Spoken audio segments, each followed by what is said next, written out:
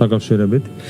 დღეს როგორც მოგეხსენებათ, საქართველოში მოქმედა მდიდარმა და მათთან დაკავშირებულმა NGO-მა გამოქვეყნეს წერილი, რომლითაც საქართველოს ხელისუფლებას ამერიკული სანქციების რეაგირების გარეშე დატოვების გამო უსაყვედურეს. როგორც საზოგადოებას მოეხსენება, 7 თვის წინ რამდენიმე მოქმედა ყოველ ქართულ მოსამართლეს ამერიკის შეერთებული შტატების სახელმწიფო დეპარტამენტის სახელით სავიზო შეზღუდვები დაუწესდა. საქართველოს ხელისუფლებამ სცადა პარტნიორებისგან შესაბამისი ბრალდებების გამყარებელი მტკიცებულებები მიიღო, თუმცა უშედეგოდ მეტიც მოვისმინეს სრულად არადამაჯერებელი განმარტება, რომ მოსამართლეებისთვის სავიზო შეზღუდვების დაწესება ღია წყაროებიდან, ანუ ტელევიზიებიდან, გაზეთებიდან და სხვა მასობრივი ინფორმაციის საშუალებებიდან მიღებულ ინფორმაციას ებრძნებოდა. ასევე 6 კვირის წინ სანქცირებულ პირთა ამერიკულ სიაში შეყვანილი იქნა საქართველოს მოქალაქე ოთარ ფარცხალაძე. როგორც ამ საქმეზე საქართველოს სახელმწიფო უსაფრთხოების სამსახურის ხელმძღვანელმა პარლამენტის ხდომაზე განმარტა, სამსახურმა პარტნიორებისგან გამოითხოვა შესაბამისი მტკიცებულებები. თუმცა როგორც გაირკვა, საქართველოს ხელისუფლებას არც ოფიციალურ და არც პირად შეხვედრებზე, არც ღია და არც ახლული არხებით არავითარი მტკიცებულება არ მიუღია. მეტის პარტნიორებმა ქართულ უწყებებს თავად სთხოვეს მტკიცებულებების მოპოვება და გაგზავნა ფარცხალაძის საქმეზე. აღნიშნული ინფორმაცია ცხადყოფს, რომ მოსამართლეებისთვის სავიზო შეზღუდვების დაწესება და ოთარ ფარცხალაძის სანქცირებულ პირთა სიაში შეყვანა სინამდვილეში არავითარ ფაქტებსა და მტკიცებულებებს არ ეფუძნებოდა. წარსულშიც ხშირი იყო შემთხვევები, როდესაც მდიდარი NGO-ების უპასუხისმგებლო ქმედებების გამო ჩვენ სტრატეგიულ პარტნიორს უხერხულობები ექნებოდა. თუნდაც რად ღირს არჩევნების პარალელური ხმისჩედეგებთან დაკავშირებული სკანდალი, რომლითაც ერთ-ერთმა მდიდარმა NGO-მ უმძიმესი უხერხულობა შექმნა. 2 კვირის წინ საქართველოში ჩამობრძანდა ამერიკის შეერთებული შტატების ახალი ელჩი ქალბატონი რობინ დანიგანი, რომელთანაც ჩვენი ხელისუფლების უმაღლესმა წარმომადგენლებმა უკვე გამართეს ძალზე პროდუქტიული შეხვედრები. გვაქვს ოპტიმიზმის ხარის საფუძველი, რომ რობინ დანიგანის ელჩობის პერიოდში ქართულ-ამერიკული სტრატეგიული პარტნიორობა მნიშვნელოვნად გაღრმავდება. ამ ვითარებაში მდიდარი NGO-ების განცხადება არის ელჩის დადებითი ძალისხმევის წინააღმდეგ მიმართული ნაბიჯი, რომლის აშკარა მიზანი ქართულ-ამერიკულ ურთიერთობებში არასასურველი გაუგებრობების შენარჩუნება. მტკიცებულების გარეშე მოსამართლეებისთვის სავიზო შეზღუდვების დაწესებამ შექმნა სერიოზული უხერხულობა ურთიერთობებში. NGO-ების შესაბამისი ძალისხმევა გარდა სხვა მიზნებისა სასამართლო ხელისუფლებაზე კონტროლის მოპოვების ინტერესითაც იყო ნაკარნახევი. თუმცა ჩვენ მაქსიმალურად ვცდილობდით ეს საკითხი საჯარო დისკუსიაში წინა პლანზე არ წამოგვეწია, რათა უხერხულობა კიდევ უფრო არ გაგვეღრმავებინა. ამ ფონზე, როდესაც მდიდარი NGO-ები თავად ცდილობენ თავისივე გაფრჩებულის აქტუალიზაციას, ვფიქრობთ, ეს ფაქტი საგანგებო შეშფოთებას იმსახურებს. ზუსტად იგივე ძალები, რომლებიც დიდი ხნის მანძილზე დამახინჯებულ ინფორმაციას ასვიდნენ ჩვენს პარტნიორებს, მათ შორის ეწეოდნენ აქტიურ აგიტაციას საქართველოსთვის კანდიდატის სტატუსის მირიჯების წინააღმდეგ, დღეს ცდილობენ ძველი ხელოვნური უხერხულობების დღის წესრიგში შენარჩუნებას და ამით ახალი უხერხულობების შექმნას, რის გამოც იძულებულს ხვდიან მათი ქმედებები რეაგირების გარეშე არ დავტოვოთ. ისიც ნიშანდობლივია, რომ მდიდარი NGO-ები ზემოაღნიშნულ განცხადებას ავრცელებენ იმ ფონზე, როდესაც ქვეყანა კანდიდატის სტატუსის შესახებ ევროკომისიის გადაწყვეტილების მოლოდინშია. ევროკომისიის გადაწყვეტილების გამოცხადებამდე 1 კვირით ადრე ხელისუფლებაზე თავდასხმა სხვა არაფერია თუ არა საქართველოსთვის კანდიდატის სტატუსის მირიჯების წინააღმდეგ მიმართული მორიგი უხეში ქმედება. ყველაფრიდან ჩანს, რომ მდიდარი NGO-ები არც საქართველოს, არც ამერიკის და არც ევროპის ინტერესებს არ ემსახურებიან. სინამდვილეში ისინი ემსახურებიან გლობალურ ომის პარტიას, რომლის მთავარი მიზანი საქართველოს უკრაინიზაციაა. აღნიშნულ ძალას და მის სამსახურში მყოფ NGO-ებს არ სურთ ქართულ-ამერიკული ურთიერთობების გაღრმავება და ყველანაირად ცდილობენ ამ ურთიერთობებში ძველი უარყოფითი ტენდენცია შეინარჩუნონ, რასაც ჩვენ ვერ დავუშვებთ. აღნიშნული NGO-ები სწორედ იმიტომ აპროტესტებდნენ უცხოური დაფინანსების გამჭვირვალობის შესახებ კანონს და არ სურდათ საკუთარი უცხოური დაფინანსება საზოგადოებისთვის გამჭვირვალე გაეხადათ, რომ თავიანთი ანტისახელმწიფოებრივი გეგმების და მათი დაფინანსების წყაროების გაშიფვრის ეშინოდათ. ახლა მდიდარი NGO-ები ცდილობენ ამერიკის ახალ ელჩს ურთიერთობების გადატვირთვის საშუალება არ მისცენ და პირიქით ეს ურთიერთობები რამდენადაც დამატებით დააზიანონ.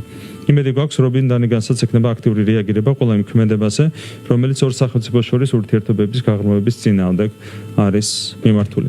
დარწმუნებული ვართ, ქალბატონი რობინ დანიგანის ელჩობის პირობებში ქართულ-ამერიკული ურთიერთობები და სტრატეგიული პარტნიორობა მნიშვნელოვნად გაღრმავდება, რისთვისაც მმართველი გუნდი თავის მხრივ ძალისხმევას არ დაიშორებს. დიდი მადლობა. შეიძლება ამ თემაზე თქვენ ახლა საუბრობთ არასამთავრობო სექტორის გეგმებზე. ამ მხრივ რა შეგიძლიათ რომ ვთქვათ, როგორც ესახებათ ოპოზიციის სამომავლო მიზნები, ასე ვთქვათ, და თუმცა შეიძლება ხალხებაში იყოს NGO სექტორის და ასევე ოპოზიციის მოსაზრებები ამ შემთხვევაში. Ну, რეალურად ამ NGO-ების და რადიკალური ოპოზიციის მიზნები ერთმანეთისგან არ განსხვავდება, ზუსტად იგივეა მათი დამოკიდებულება. Აშკარად ისინი არიან გაღიზიანებული იმის გამო, რომ ახალ ელჩს აქვს განსხვავებული დამოკიდებულება ქართულ-ამერიკული ურთიერთობების მიმართ. ერთი დეტალი მინდა გავიხსენო, ჩვენ ვესწრებოდით ამერიკის ელჩის სახელით, ახალი ელჩის სახელით გამართულ მიღებას, სადაც ელჩმა მიმართა საზოგადოებას სიტყვით და ამ სიტყვის შემდეგ, რა თქმა უნდა, ყველა დაუგარით დაში, შეხვდით აპლოდისმენტებით და იყვნენ იქ რადიკალური ოპოზიციის წარმომადგენლები, ზურა ჯაფალიძე და ელენე ხოსტარია, რომლებმაც დაში არ დაუგრეს ელჩის მხრიდან სიტყვით გამოსვლის შემდეგ. ეს აჩვენებს დამოკიდებულებას. მათ აღიზიანებთ ნებისმიერი ისეთი ქმედება, მათ შორის ამერიკის ელჩის მხრიდან, რომელიც ქართულ-ამერიკული ურთიერთობების გაღრმავებისკენ არის მიმართული, მათ მოსწონდათ ის დინამიკა, რომელიც იყო მანამდე და არ მოსწონთ ის პოზიტიური დინამიკა, რომელიც დღეს არის ამ ურთიერთობებში. კი ბატონო, კანდიდატის სტატუსიც მინდა გკითხოთ, ხელსაყრელო რჩება, ვიდრე გამოქვეყნდება ევროკომისიის საბოლოო დასკვნა. ამის ფონზე მატულობს ასე ვთქვათ ურთიერთბრალდებები კანდიდატის სტატუსის გარშემო. მართველი გუნდი საუბრობს შეცვლილ რიტორიკაზე და ამას ოპოზიციაც არ მალავს, ხათმას ამის განცხადებაც ამას მოწმობს. თუ იზიარებთ თქვენი თანაგუნდელობის სტატუსს და თუ შეგიძლიათ დაასახელოთ კონკრეტული პოლიტიკური ობიექტები ამ შემთხვევაში ვინ არის რომ გადავარდდეს კანდიდატის სტატუსის მიღება. ჩვენ ამდენი ხნის განმავლობაში ვამტკიცებდით, რომ ოპოზიცია აწარმოებდა აგიტაციას კანდიდატის სტატუსის წინააღმდეგ, რაც საბოლოო ჯამში მათივე კოლეგებმა გათქვეს პირდაპირ აღნიშნეს, რომ რეალურად ოპოზიციის წარმომადგენლები ეწეოდნენ აქტიურ აგიტაციას კანდიდატის სტატუსის წინააღმდეგ. ახლა უკვე აღარ მალავენ საკუთარ განწყობას იმ პირობებში, როდესაც თვისებრივად არის გაზრდილი კანდიდატის სტატუსის მიღების შანსები ჩვენი ქვეყნისთვის. ისინი პირდაპირ საუბრობენ იმაზე, რომ არსებული ხელისუფლების პირობებში ამ სტატუსის მიღება იქნება პირიქით კონტრპროდუქტიული და ამ შემდეგ. ანუ ვერ მალავენ საკუთარ დამოკიდებულებას კანდიდატის სტატუსთან დაკავშირებით, საკუთარ უარყოფით დამოკიდებულებას, მათ აქვთ პრაქტიკულად გაჩაღებული ახალი კამპანია, არა რუსულ სტატუსს, ასე შეიძლება დავარქვათ. ეს არის მათი დამოკიდებულება და მათი განწყობა ამ საკითხთან დაკავშირებით. მაუწყების შესახებ კანონზეც მინდა გკითხოთ, ევროპელი კოლეგები იყვნენ ამ კანონპროექტის შემუშავების პროცესში ჩართულები, ამიტომ ოპოზიციის ნაწილი კრიტიკას გამოთქვამს აღსრულების ნაწილში, რომ თითქოს არ იყვნენ ევროპელი კოლეგები ჩართულები ამ კანონპროექტის შემუშავების პროცესში, ასე ვთქვათ.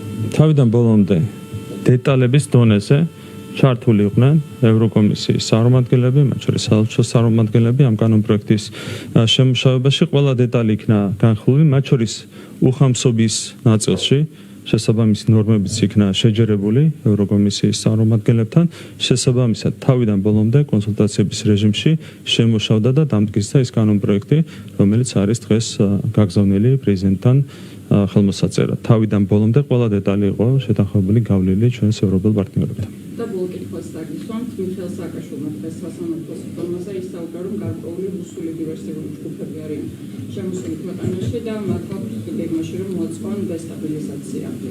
როგორ გესახებათ ეს განცხადება და ხომ არ არის ეს განცხადება იმის დასტური, რაზეც სუსი საუბრობდა წინა პირებში, რომ გარკვეული გადატრიალება იგეგმება. ხო, ნუ რეალურად რაც შეეხება ხელისუფლების გადატრიალების ცდილობას, რომელიც ძალები არიან ამით დაინტერესებული და ვინ ფიქრობს ამაზე, ეს ყველამ ძალიან კარგად იცის. რაც შეეხება მიხეილ სააკაშვილის მიერ გაჟღერებულ ინფორმაციას, მას ჰქონია ინფორმაცია დანაშაულთან დაკავშირებით და მაშინ უნდა ეთანამშრომლოს შესაბამის ორგანოებს, თუ მას ამოძრავებს სახელმწიფო ინტერესები. ხო, ჩვენ ვიცით, მიჩვეული ვართ მისგან, რომ ძალიან მარტივად აკეთებს ხოლმე განცხადებებს, დიდი პასუხისმგებლობა არ აქვს ზოგადად ამ საკუთარი განცხადებების მიმართ. აქედან გამომდინარე, სერიოზულად ვერ მოვიკიდებით ასეთ განცხადებას, მაგრამ თუ აქვს ინფორმაცია დანაშაულთან დაკავშირებით, კეთილინებოს და ეთანამშრომლოს საგამოძიებო სტრუქტურებს.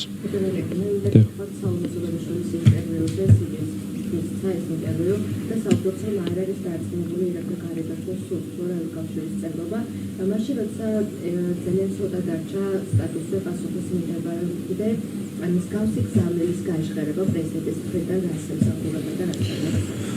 ნუ ქალბატონი სალომე მტკიცებულებაზე გვთავაზობს იმასთან დაკავშირებით, რომ თუ რატომ არ იყო ის გასაშვები ევროპაში, როდესაც პრეზიდენტი მიდის ევროპაში და ევროპელ პარტნიორებს ესაუბრება იმასთან დაკავშირებით, რომ პრემიერს ან სურს ან არ სურს ევროპაში ინტეგრაცია, ქვეყნის ინტეგრაცია, ეს რა თქმა უნდა პირდაპირ ნიშნავს იმას, რომ სალომე ზურაბიშვილი სხვა რადიკალ პოლიტიკოსებთან ერთად ჩართული იყო კანდიდატის სტატუსის საწინააღმდეგო აგიტაციაში და მის სატელევიზიო გამოსვლაც არის რა თქმა უნდა სტატუსის საწინააღმდეგო აგიტაცია.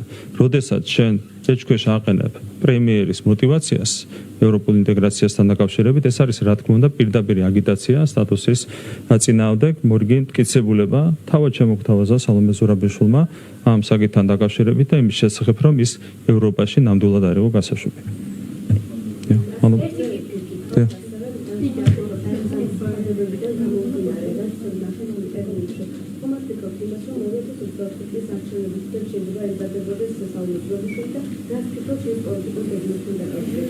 Ну, ყველაფერი შეასრულებელია, ჩვენ თქვით, რომ გაქვს ინფორმაცია, შეასრულო ახალ პარტიასთან დაკავშირებით, სალომე ზურაბიშვილი, ნინო ლომჯარია, გიორგი გახარია, ასეთი გეგმები არსებობს. რეალურად ასეთ პოლიტიკურ პარტიას, რა თქმა უნდა, არავითარი სულების შეტანა არ შეუძლია საარჩევნო პროცესში, რა თქმა უნდა, ეს პარტიაც განცდილი იქნება 5%-იან ბარიერზე ჩავარდნისათვის გამორიცხულია, რომ ასეთმა პარტიამ მოახერხოს ბარიერის გადალახვა. თქვენ გახსოვთ, რა მხოლოდ ძალისხმევა დაგჭირდა ჩვენ იმისათვის, რომ სალომე ზურაბიშვილი გამხდარიყო პრეზიდენტი, არც კარიზმა ჰქონდა მას და უამრავ შეცდომას უშვებდა წინა საარჩევნო განცხადებებში. რა თქმა უნდა, ასეთი ალიანსი არის წარმომადგენლობისთვის განწირული, თუმცა არ გამორიცხოთ, რომ ასეთი გეგმები იყოს სადღაც მოაზრებული, თუმცა დიდი ასე ვთქვათ მნიშვნელობა არ შეიძლება მას მიანიჭოს.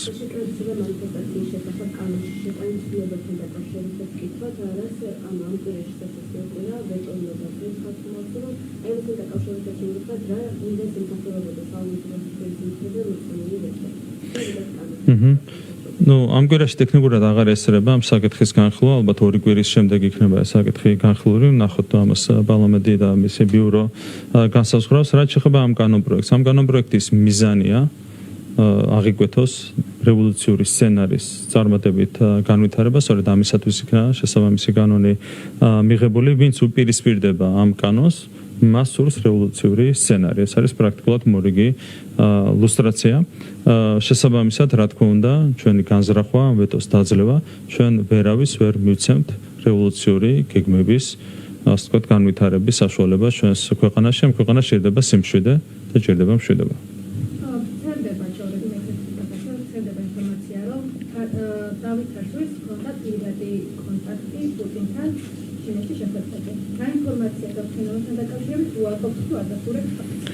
არ ვიცი, ხოჭორებზე არ ვიცი რა კომენტარი გავაკეთო, რა ჩართულობა ქონდა ლევან დავითაშვილს შესაბამის ფორუმზე, საჯაროდ არის ცნობილი, შესაბამისად, ჯორებს რაც შეეხება ამაზე კომენტარის გაკეთება გაგუჭირდება. არა, რა თქმა უნდა, როდესაც კონკრეტულ ფორუმში იღებ მონაწილეობას, ბოლომდე უნდა იყო ჩართული ამ ღონისძიებაში, ისევე როგორც თუ არ ვსები 12 ევროპული ქვეყნის წარმომადგენლები იყვნენ მაშინ სხდომათა დარბაზში, ევროკავშირის წევრ ქვეყნებზეა საუბარი. ნუ ეს არის სერიალი სპეკულაცია. კი ბატონო, მე მოგწიფოთ, შეიძლება თესაუბრობთ, რომ NGO-ს, რომლებიც ამ ქმედებებს ახორციელებენ, მოითხოვებათ პასუხისმგებლობას გულისხმობთ ამაში, თუ შეგვიძლია თუ დააკონკრეტოთ ეს სამართლებრივად. არა, პასუხი მოთხოვებათ ასეთი რამ ჩვენ არ გვითქვამს, ზოგადად არა პასუხი მოეთხოვებათ ასეთ რამ ჩვენ არ გვითხოვს. ზოგადად რა თქმა უნდა ნებისმიერი სუბიექტი, მათ შორის NGO უნდა მოქმედებდეს პასუხისმგებლობით პირველ რიგში საზოგადოების წინაშე.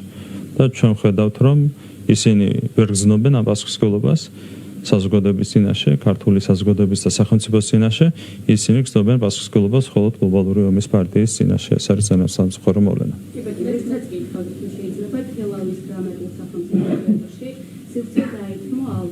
იმისთვის, რომ შეხვედრები გაემართა მოქალაქეებთან, რომ ანტი-მეიმინგის კამპანიის ფარგლებში ქონდეთ მათთან კომუნიკაცია. თელავის სახელმწიფო თეატრს ახინანსებს თავად სახელმწიფო, სწორედ სახელმწიფოსგან ავსებს ბიუჯეტს. თქვენ როგორ წარმოვიდგენიათ აი ეს ერთი კვირის წინ მახარაძე იყო გამოგიყვება დაბარებული შესაძლებლობაში სწორედ ამ საკითხთან დაკავშირებით და ახლა სივრცე დაიქმო ამ საკითხზე კომუნიკაციისთვის იმ დაწესებულებაში, რომელიც სახელმწიფოსგან იღებს დაფინანსებას. აი, თქვენი შეფასება როგორი იქნება? ვერ გეტყვით, ინფორმაცია არ მაქვს, არის სამართლებრივი საკითხიც, ყველანაირად არ ვიცი, მე რომ ინფორმაცია მქონდეს, გაგცემდით პასუხს, მაგრამ უბრალოდ ინფორმირებული არ ვარ დეტალებთან დაკავშირებით. რამდენად ხდება თქვენი აზრით იმისთვის, რისთვისაც დაიბარა ზურაბ მახარაძე გამოკითხვაზე, ახლა სახელმწიფოსგან დაფინანსება. ანუ რისთვის დაიბარა და რაზე მოაწყო? ანუ რისთვის დაიბარა? ანტიმაიდნის კამპანიის ჩატარებისთვის მოქალაქეებთან შეხვედრები. ამაზე დაიბარეს სუში? არა, შესაძლოა იყო დაბარებული. შესაძლოა დაიბარეს ამაზე? გამოვიდა გამოკითხვიდან თვითონ თქვა, რომ ამ აქციებთან დაკავშირებით ვიყავი დაბარებული გამოკითხვაზე.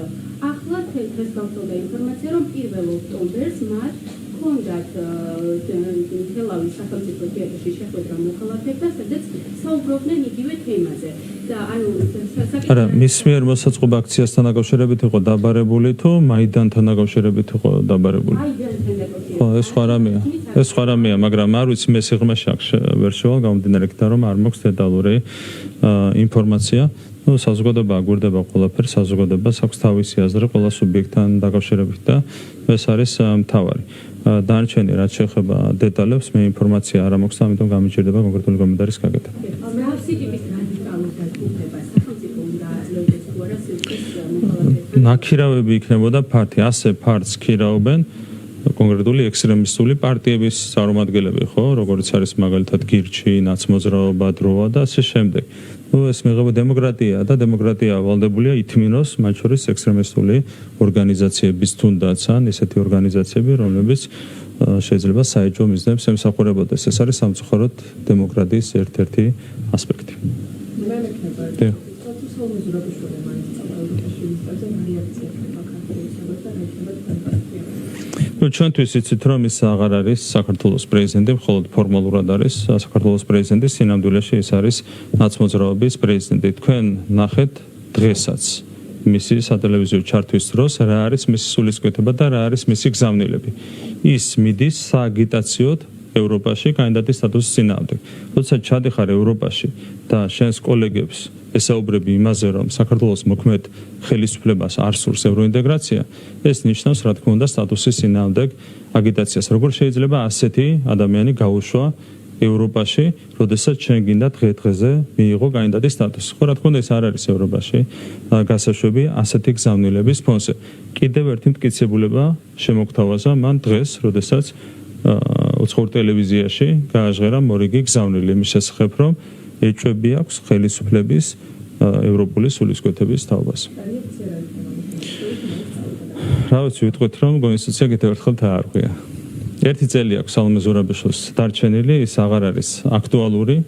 ერთ წელიწადში გაუვა უფლებამოსილების ვადა, ვერც ქვეყანას დააქცევს, საბოლოო ჯამში ის ვერ მოახერხებს ვერც კანდიდატის სტატუსის მიღების აღკვეთას.